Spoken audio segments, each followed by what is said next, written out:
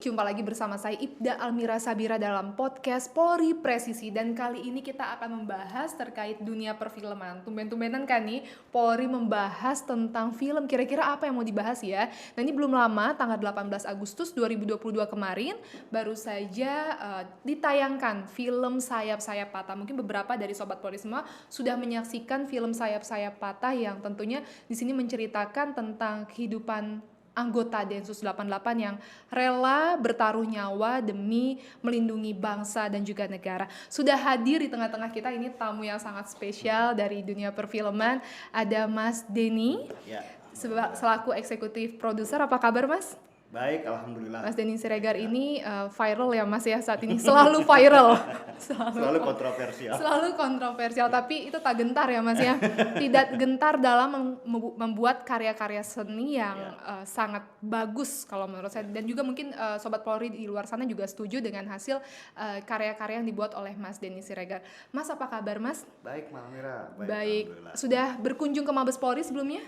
Belum sih, baru mungkin sekarang ini saya berkunjung dan masuk ke sini ya. Baru ini, gimana melihat Mabes Polri?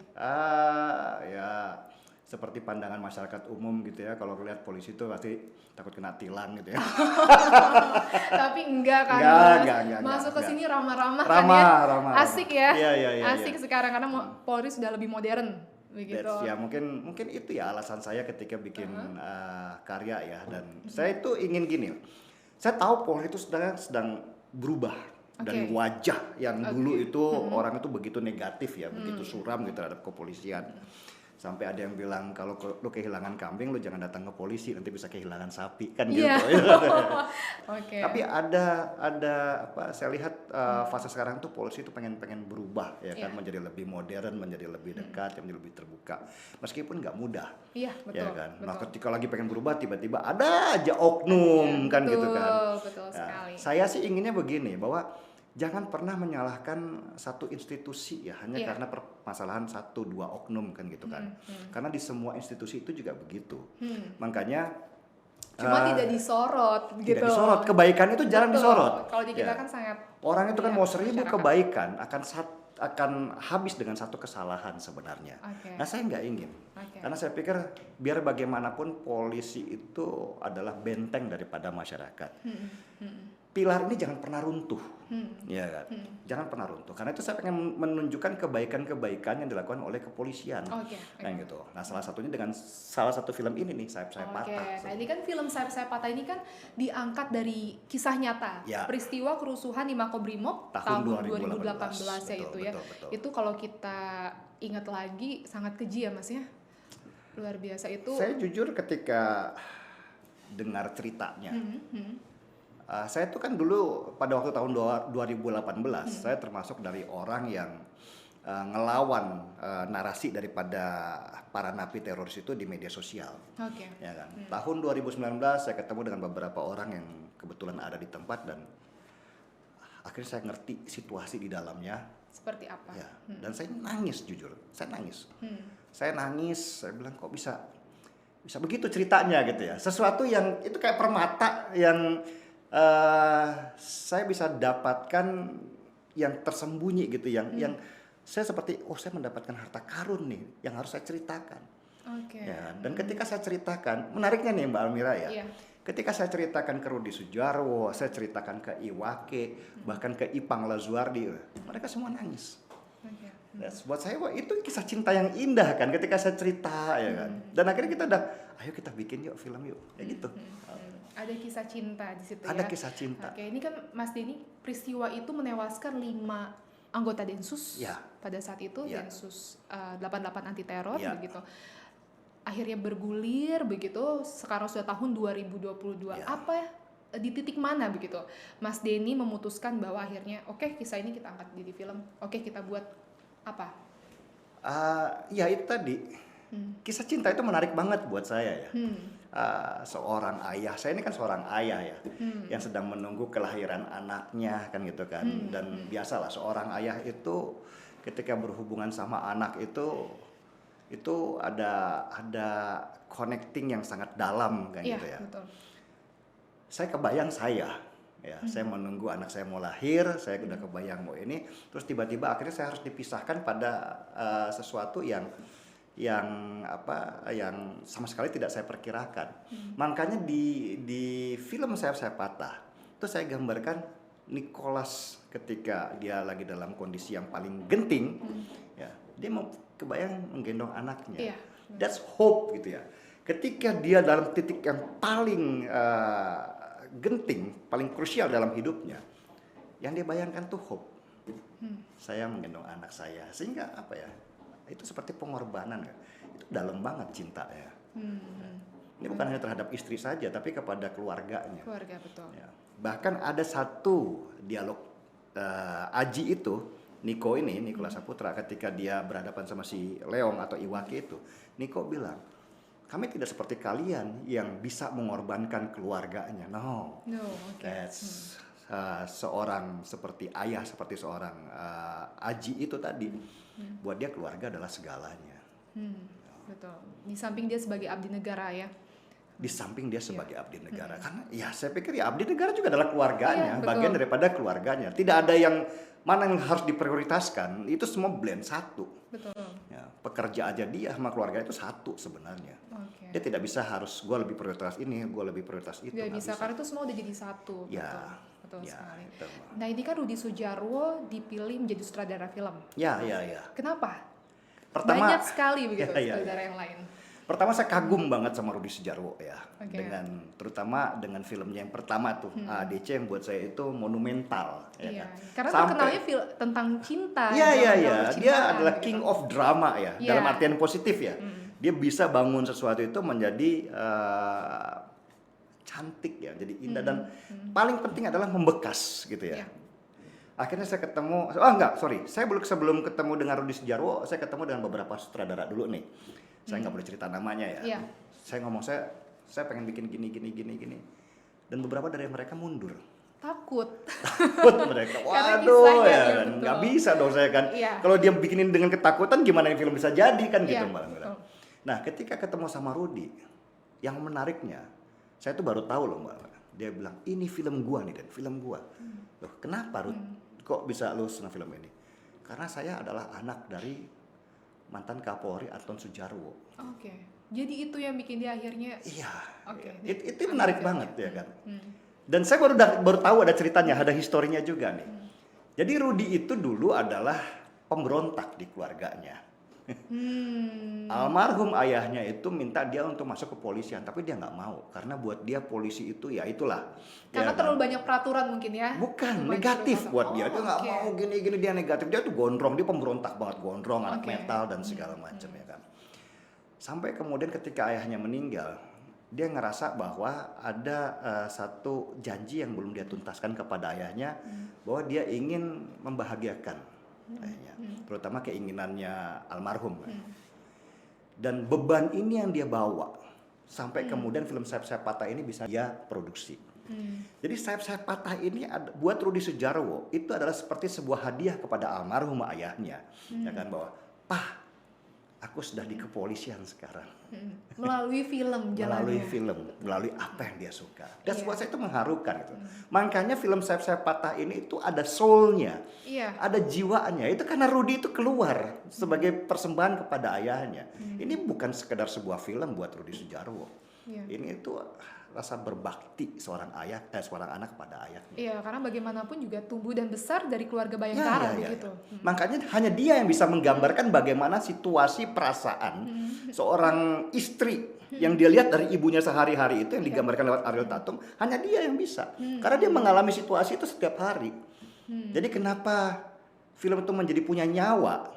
Ya karena itu adalah kisahnya Rudi ketika dia masih kecil, melihat bagaimana ibunya itu sama ayahnya itu pindah-pindah dinasnya itu. Betul. Pindah-pindah dinas. Dia bisa menggambarkan itu, yang belum tentu dilakukan oleh sutradara lain, karena mereka tidak punya pengalaman seperti Rudi.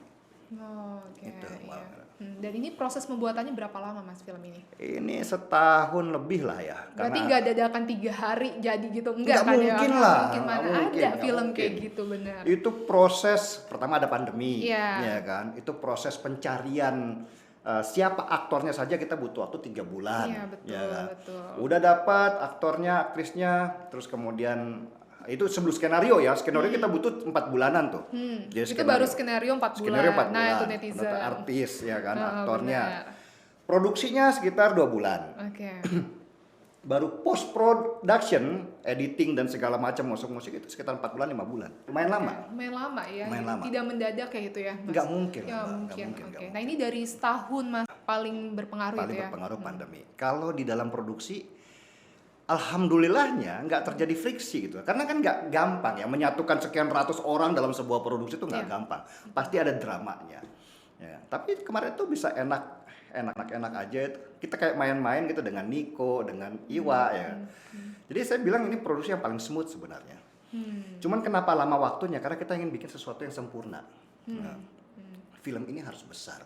Karena buat saya gini, ketika saya ingin menyampaikan sesuatu kepada publik terhadap apa ya message yang kita ingin sampaikan dengan membawa beban sebuah institusi yang besar, film ini nggak boleh kecil, Iya. ya betul. kan? Karena sia-sia, nggak akan bisa sampai.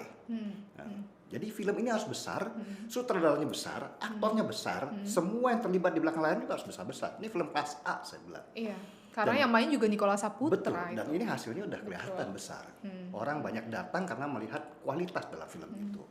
Tapi tadi kendalanya juga banyak ya, sudah dijelaskan juga sama Banyak, Mas banyak Denny. banget. Iya, banyak sekali. Dan Banyak ini banget. kalau bukan datang dari background keluarga Bayangkara mungkin tidak bisa menjiwai, tidak bisa merasakan betul-betul sebetulnya kondisi yang terjadi itu seperti apa. Ya, gitu. terutama kondisi psikologis ya. Nah, itu dia. Kita kan berbicara film Sayap Patah ini bukan film polisi sebenarnya. Sebetulnya Mbak bukan, Mira. iya. Ini film tentang manusia yang kebetulan ada yang berprofesi sebagai seorang polisi dan istri polisi.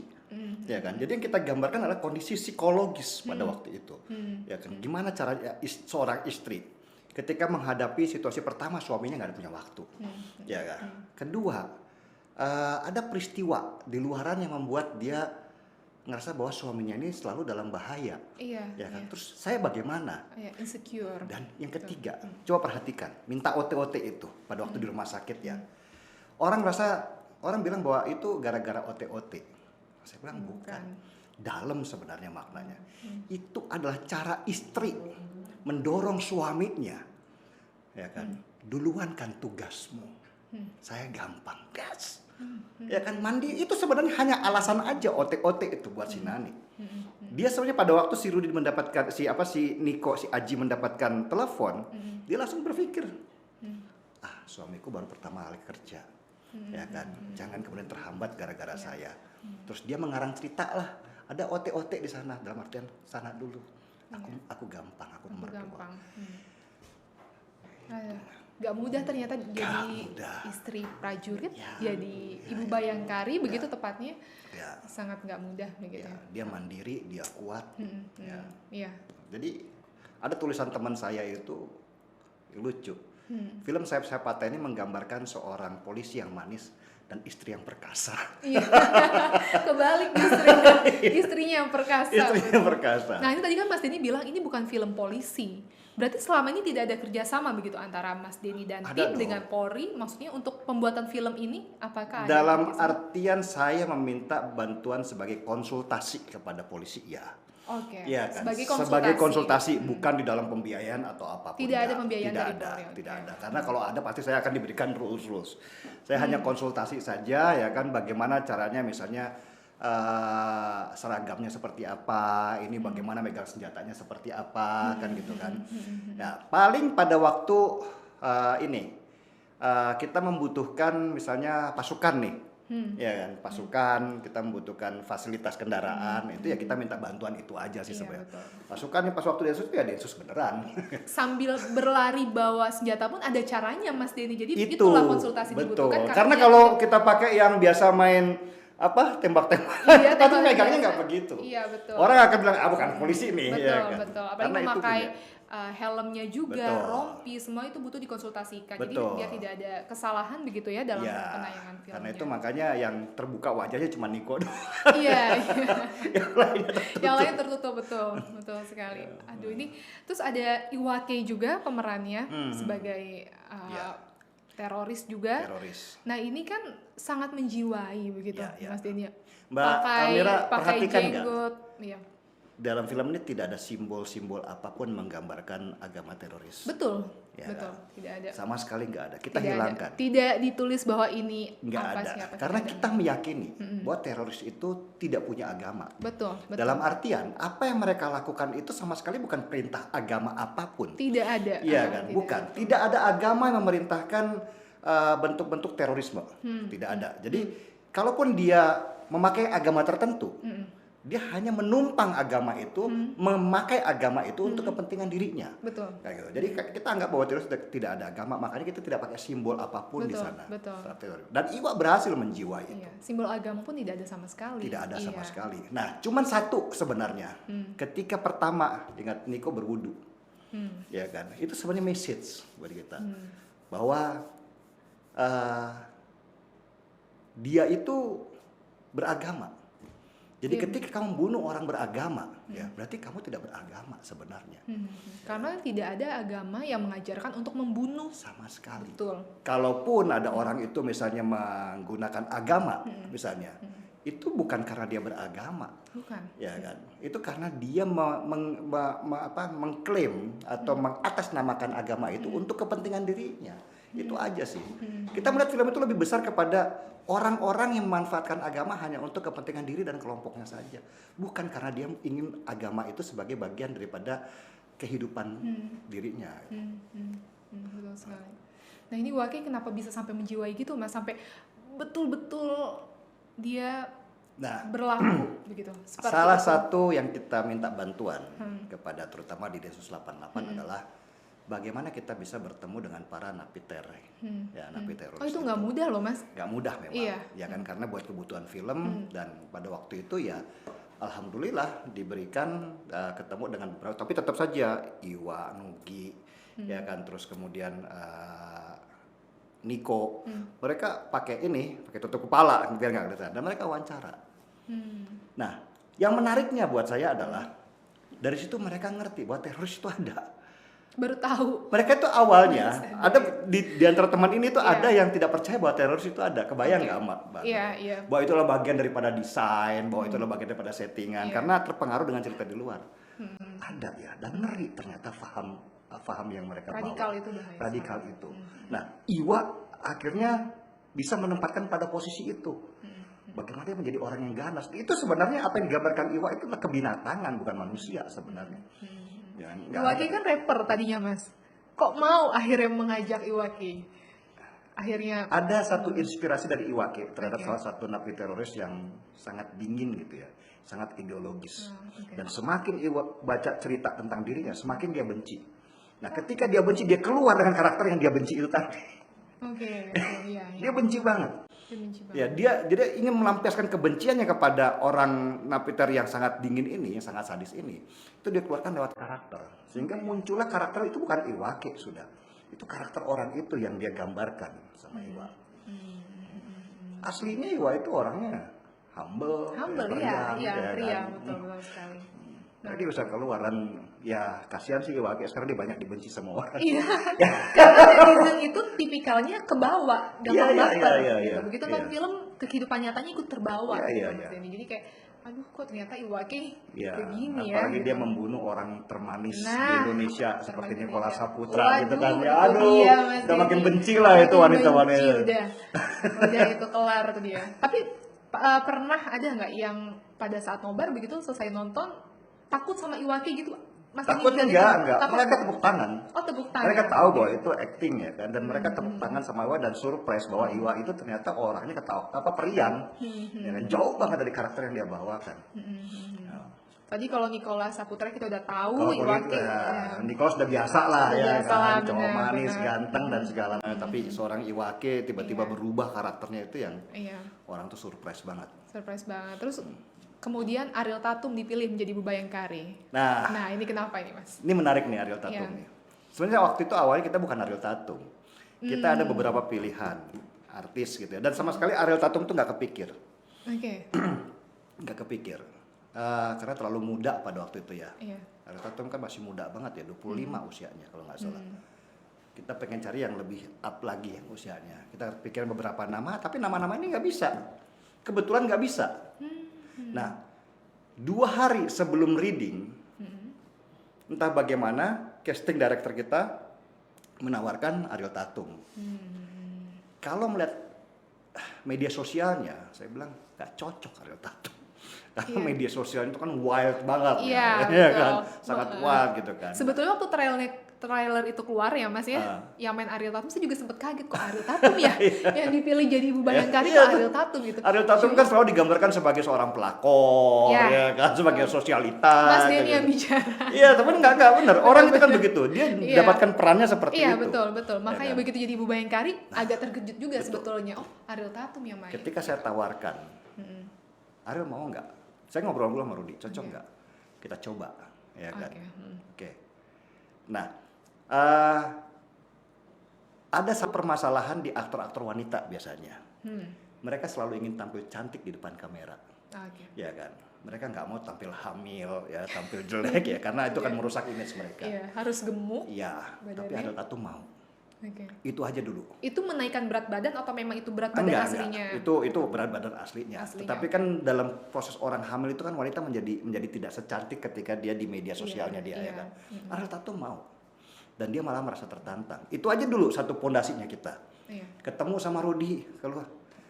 Ariel Tatum betul-betul surprise saya ngelihatnya. Dia bisa menjadi lovable ya, perfect wife kan. Ya kan? Orang menjadi jatuh cinta ya kan. Orang mungkin ya kalau misalnya polisi gue pengen punya istri seperti Ariel Tatum kan. Ya kan, yang ya kayak gitu-gitulah. Dia menjadi orang menjadi jatuh cinta kepada dia. Lihat aja pakaiannya pada waktu jadi istrinya Aji itu kan sangat biasa aja kan. Biasa, sederhana. Kayak baju kembang-kembang sederhana, tapi kan nggak mengurangi dia punya kecantikan. That's Ariel Tatum semua. Ya. Saya juga surprise, jujur. Apalagi ketika dia nangis. Ya kan? Nangisnya Ariel Tatum itu membuat banyak orang ikut menangis. Betul. Nah, ini pengalaman menariknya apa aja Mas? Tadi kan kendala sudah diceritakan. Kalau pengalaman menariknya apa? Apa yang sampai saat ini membekas gitu dari proses pembuatan film selama 1 tahun itu? Kalau dalam produksi biasa aja sih sebenarnya ya, semua berjalan. Cuman mungkin buat teman-teman banyak ini adalah pertemuan dengan napi teroris itu yang paling membekas buat mereka. Karena itu seperti dunia baru Mbak Almira buat mereka. Dan saya tuh malah senang. Mereka ini para influencer ya. Mereka ini menjadi idola banyak orang. Ya kan? Dan ketika mereka ketemu dengan dunia nyata di bawah tanah gitu ya, seperti napiter, mereka bisa menyampaikan kepada masyarakat banyak bahwa teroris itu ada. Ada, nyata dan kejam, dan itu penting banget. Ya, penyampaian lewat orang-orang yang sangat berpengaruh menjadi idola anak muda ini penting banget, ya kan, untuk penangkalan radikalisme. Karena buat saya, kenapa akhirnya film ini saya coba saya edit supaya menjadi 13 tahun, karena anak-anak generasi Z ini paling gampang terpapar oleh radikalisme, karena mereka tidak punya filter, ya kan, sehingga apapun ideologi yang masuk kepada mereka, mereka terima semua. Ya kalau pas ideologi itu baik, kalau pas ideologi itu ternyata merusak, ya kan, ini yang bahaya. Ya, karena saking mudahnya informasi masuk begitu ya, akses media sosial itu semua itu mereka kadang-kadang ya nggak punya filter. Betul. Kadang-kadang mereka pengen dapat itu ya karena gue pengen revolusioner gitu ya, seru-seruan ya. Pengen beda sendiri, nggak taunya kemudian dijadikan pengantin. Ini kan yang bahaya. Itu yang bahaya, betul. Nah, itulah harus ditanam betul-betul ya Mas ya. Iya. Hal-hal. Kalau yang udah tua-tua ini udah sulit juga kan kita kan, tuh urusannya Densus lah ya. Tapi kalau yang muda-muda ini itu memang perannya itu memang harus di konten-konten seperti ini, termasuk film. Mbak Almira. Oke, tantangannya apa aja nih Mas? Tadi kalau kendalanya kan karena pandemi, kemudian tadi hal-hal yang menariknya juga sudah diceritakan ya. Tantangannya apa aja nih Mas? Apakah apa ada yang kena COVID begitu sama syuting? Enggak atau sih, kalau mungkin itu izin penggunaan senjata terbatas atau bagaimana begitu? Enggak sih, kalau senjata kita nggak pakai senjata asli lah ya kan, kita pakai senjata mainan. Untuk pengambilan film pun dibebaskan gitu. Iya. Tantangannya sih bukan di situ sebenarnya, bukan. Tantangannya itulah bagaimana mengambil angle cerita dari Makobrimob itu supaya bisa diterima orang. Ya kan banyak banget nih Ada yang awalnya kita berdebat itu, kita pengen bikin seperti Hotel Mumbai, tembak-tembakan kan gitu kan, wah Iya, peristiwa iya. di situ. Mas saya bilang nggak menarik ya. Hero gitu ya, Iya, itu balik pahlawan, lagi kepada kayak gitu. hero. Lah Iya, kalau iya. hero, orang sudah punya mental block ala nih propaganda polisi. Nah ini yang bahaya kan. Orang kalau sudah punya mental block begitu, jangankan mereka mau menyebarkan pesannya, datang aja untuk nonton nggak mau. Ya, makanya kalau saya bilang, gimana nih kalau kita bikin kayak Titanic? Oh, Ya, semua orang tahu lah bahwa kapalnya Iya. tenggelam ya. Tapi biar bagaimanapun kisah Jack and Rose itu paling membekas di Paling ininya membekas, mereka. betul, Ya betul. udah kita desainnya seperti Titanic. Ya, kisah cinta si Aji dan Nani ini yang membuat orang ketika mereka terpisah itu orang tuh bisa menjadi tersayat banget. Ya, dan membekas. Pasti nangisnya karena Aji dan Nani kan, bukan karena Leong. Bukan kan? karena Leo, bukan, betul, betul, Iya, toh. betul. Karena kisah cintanya ini. Betul, Gitu. itu manis banget mereka berdua dengan segala macam up and down-nya kehidupannya mereka. Dan ketika mereka lagi pada senang karena bersatu, itu kita robek lagi kan, sehingga tuh orang ngerasa ya, Gitu ya. Mana lagi hamil, mana lagi hamil ya. Iya, Dan di betul. situ pesannya kita adalah bahwa kehidupan dan kematian itu berjalan seiring Iya. sebenarnya. Ya, kita pengen bicara bahwa oke, satu orang habis ya kan, tapi sudah ada kader baru lagi akan kalian hadapi kan. Ini seperti reminder juga begitu ya. Ya. Reminder bahwa kita ya harus siap kapanpun gitu. Ya. Utamanya anggota Polri juga tugas dimanapun harus siap, dan sebagai manusia kita juga harus siap bahwa kematian tuh bisa menjemput. Meskipun Iya, itu sebenarnya semua hanya retorika. Iya, betul. Ya, ingat pada waktu si Nani datang ke istrinya si Ridwan yang meninggal kena bom, dan istrinya ngomong apa? Aku kira aku siap. Iya, ternyata. Betul. Ternyata tidak akan pernah siap. Tidak akan pernah siap sampai kapanpun. Aku kira aku siap, dan itu dalam banget sebenarnya pesannya. Semua orang bolehlah bilang bahwa dirinya siap, bahwa dirinya gini. Iya. Tapi ketika masuk pada fase itu tidak ada yang pernah siap. Betul. Yang kita bisa dapatkan hanya udah ikhlas aja lah, pasrah. Meskipun butuh proses beberapa lama.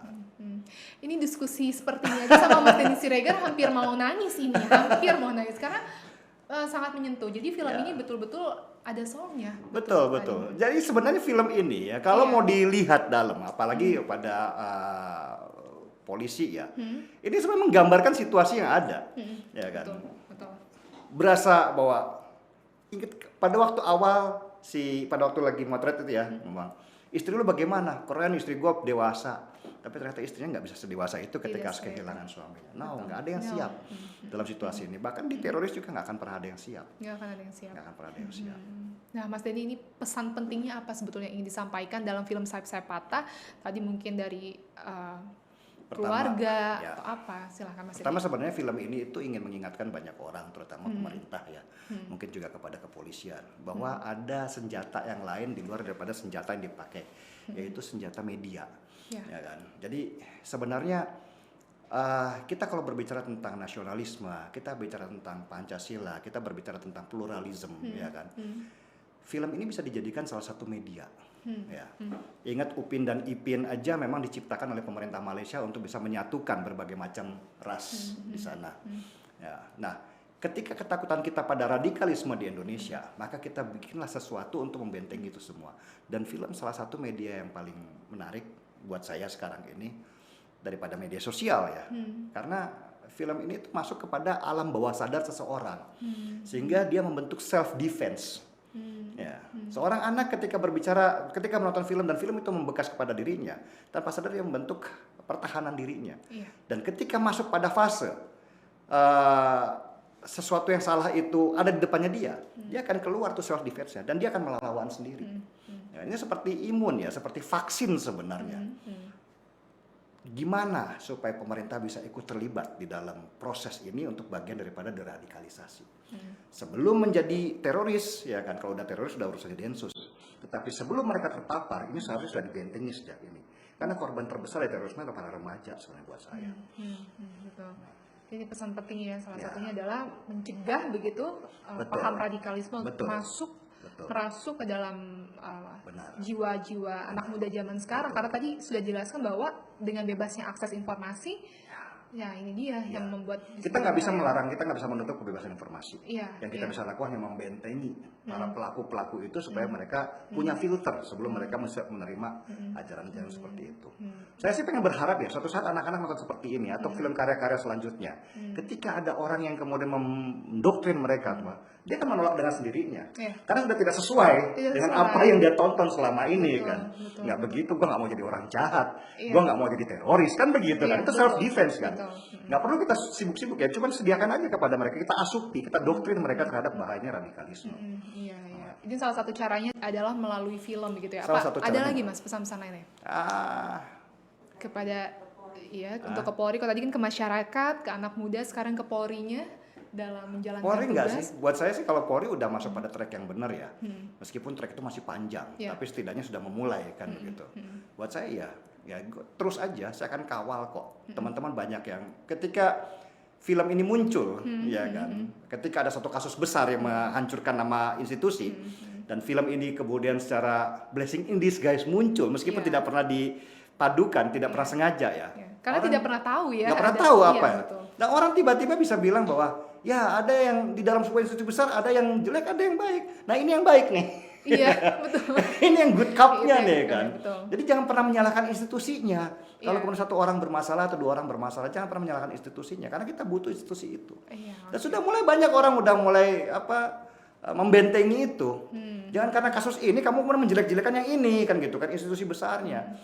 Ya kan kamu jangan mau membunuh tikus di lumbung, membakar lumbungnya itu salah. Gitu.